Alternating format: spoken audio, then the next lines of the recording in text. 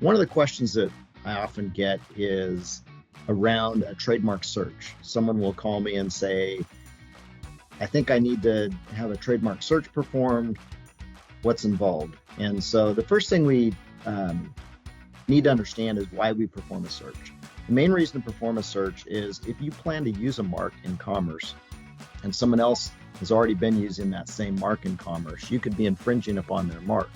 So you want to perform a search to make sure that you're not infringing on someone else's mark and that you would have clearance to be able to file a trademark application to try to register that mark on behalf of your own individual self or your company.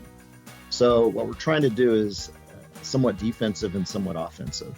So searches can involve a fair amount of variation depending on the type of mark. If it's a word-only mark, or if it's a logo or a combination, that's going to have a bearing on how much it's going to cost to perform the search. What we typically like to do is figure out how important the mark is to a client. Is it a business name or is it a product name? Is it one of multiple names that you're considering?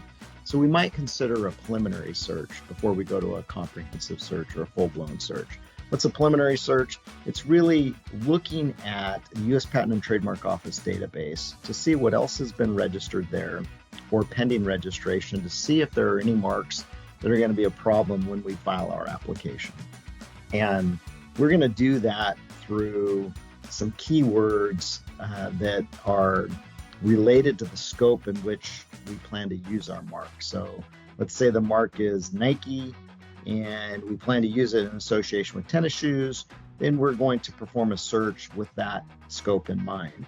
And it will be a word-only mark, so we might put in N-I-K-E, N-Y-K-E, N-I-K-E-E, so we might hit some variations to see what comes up.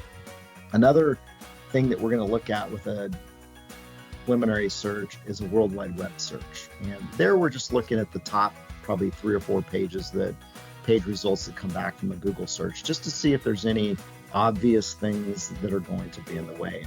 And then finally, we're also going to look at the WIPO Global Brands database. We want to see if there are any applications for registration of a mark in a foreign country that could claim priority to the United States.